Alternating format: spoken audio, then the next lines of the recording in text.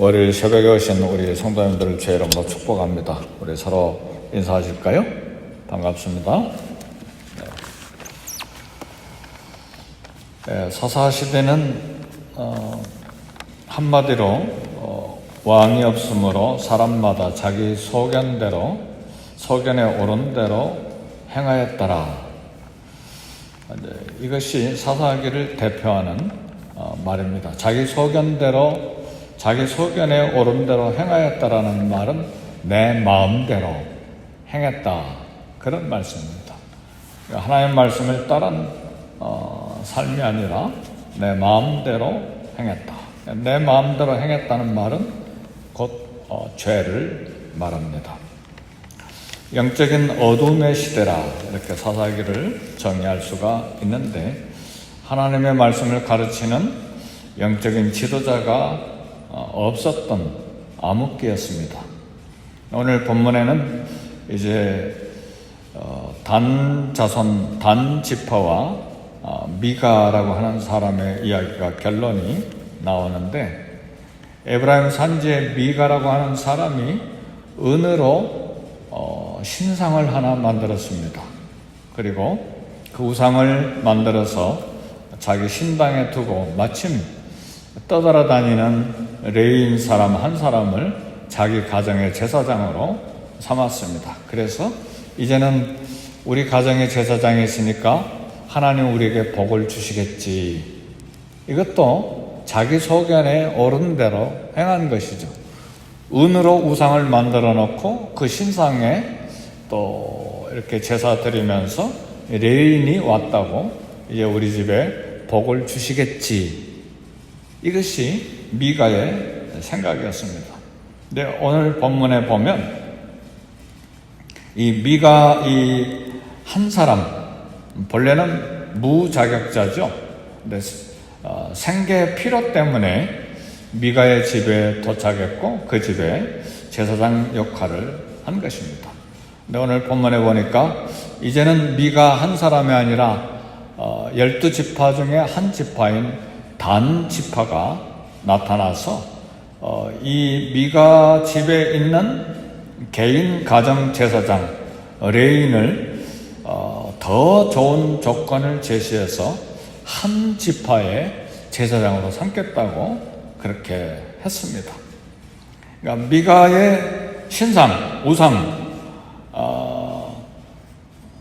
이것을 섬기다가 이 레위 사람이 한 가정의 제사장보다 한 지파의 제사장이 되니까 한 가정에서 주는 먹을 것, 입을 옷, 그리고 생활비보다 한 지파에 가서 제사장이 되면 더 많은 먹을 것, 더 많은 옷, 더 많은 생활비를 계산해보지 않아도 더 제공받을 수 있으니까 이 미가와의 약속을 깨뜨리고 배신하고 모든 종교 기물들, 신상을 훔쳐가지고 단지파 사람들에게 갔습니다.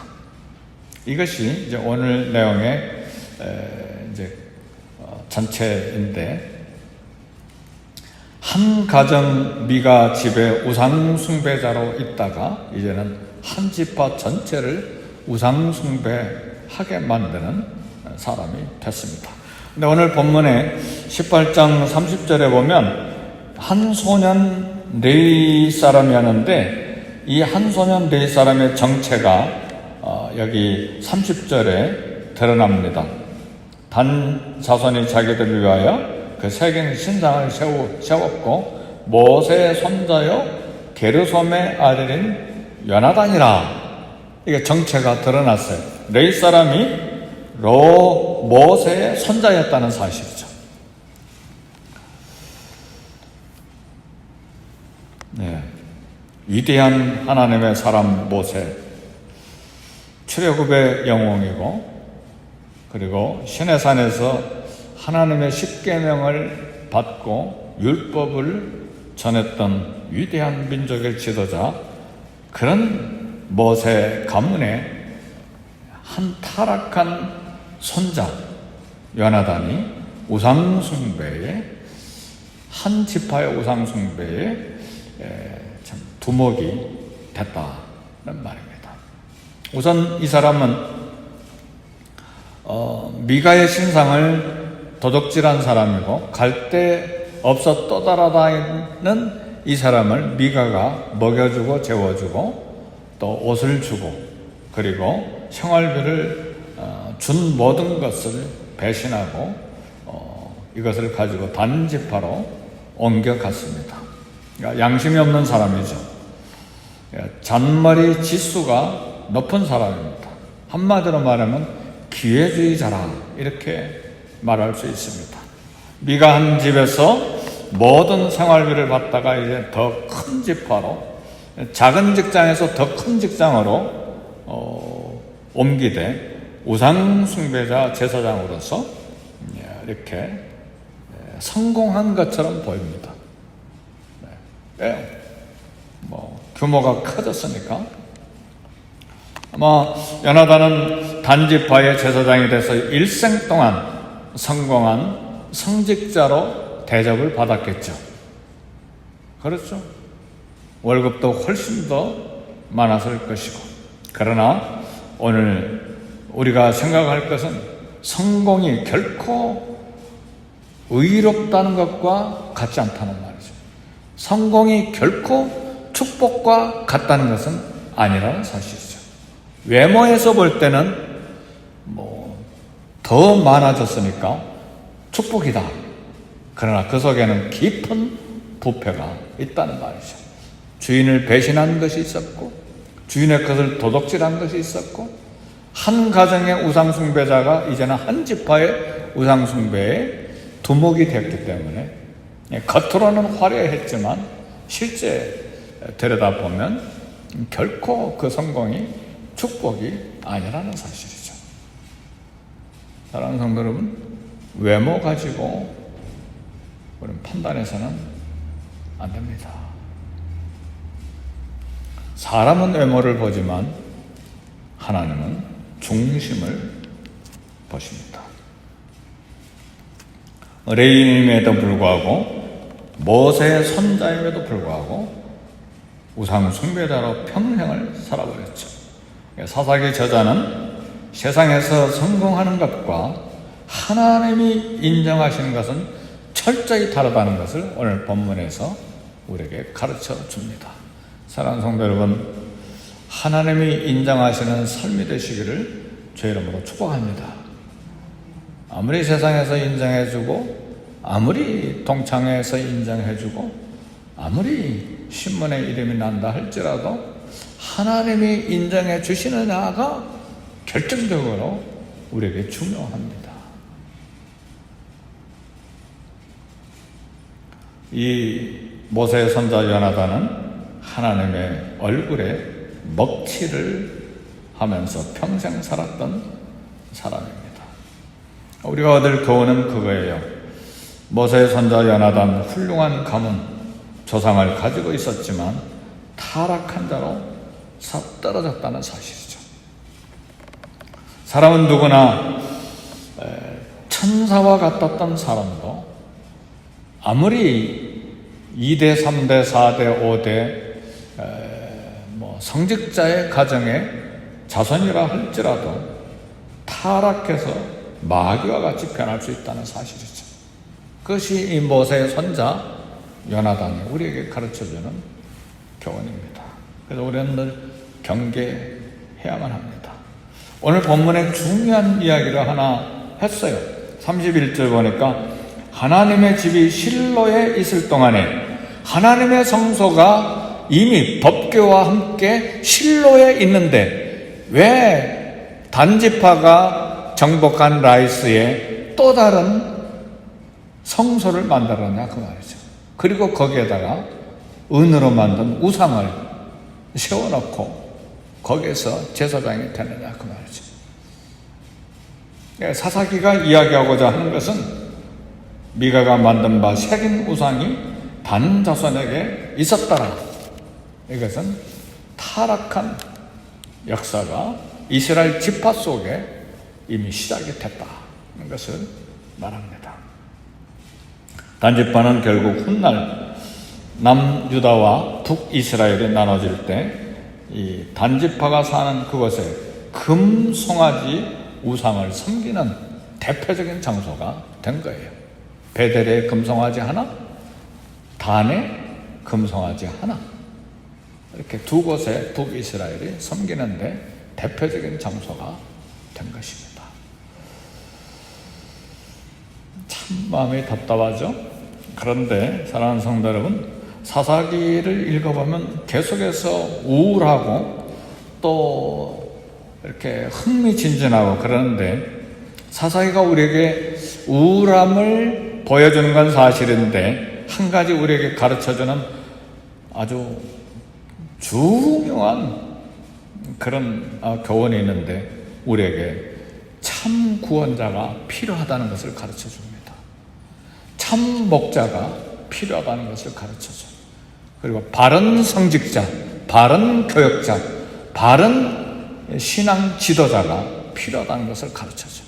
그건 교회와 나라와 국가, 민족에게 뿐만 아니라 우리 한 가정에도 참 믿음을 가진 말씀으로 준비된 지도자, 부모가 필요하다는 것을 가르쳐줍니다.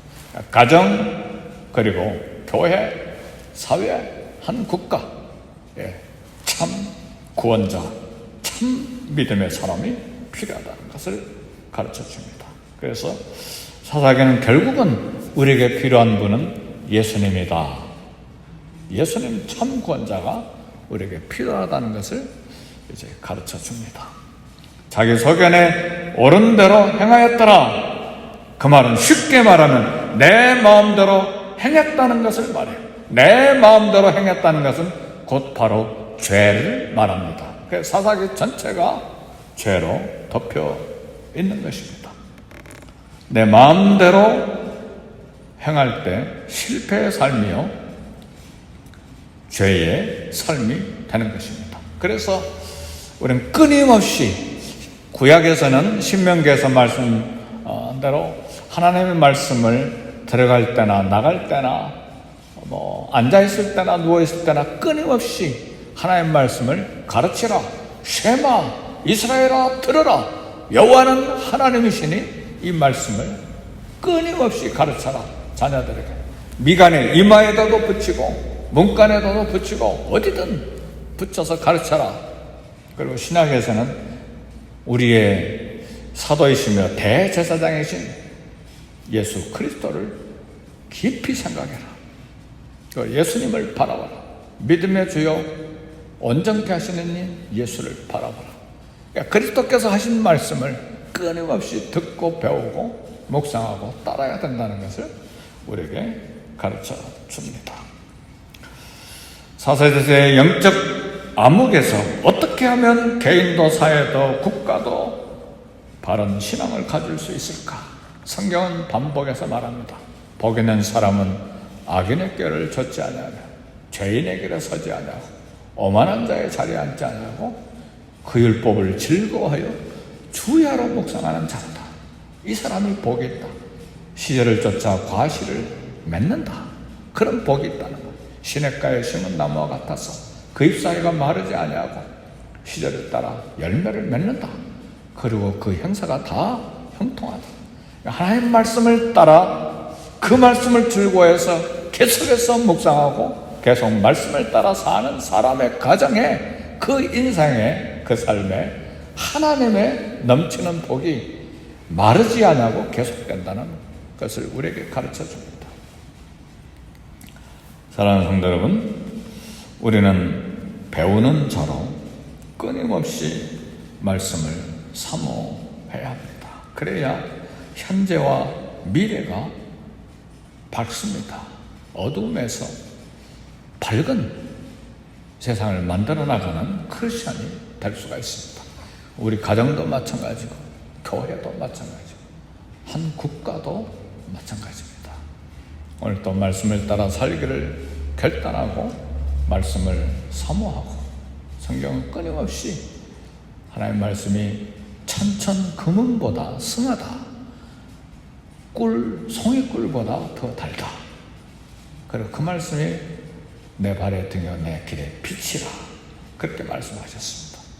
우리 주님은 성령님을 말씀하실 때 성령님은 오셔서 그리스도의 말씀을 가르쳐 주시고 기억나게 하시겠다고 그랬습니다. 말씀을 또 읽고 묵상하고 말씀을 따라 살아가는 저와 여러분 되시기를 주 여러분으로 축복합니다. 우리 기도하겠습니다. 기도하실 때에 교회를 위해서 기도하실 때 성령님으로 충만하게 해주시고 말씀으로 충만하게 해주시고 하나님이여 우리 모두 다 영적으로 건강해서 말씀을 사모하고 말씀을 따라 사는 밝은 그리스도의 빛이 되게 해 주옵소서. 우리 가정과 우리 교회와 이 사회에 밝은 오늘과 내일 미래를 만들어내는 징검다리가 되게 해 주옵소서.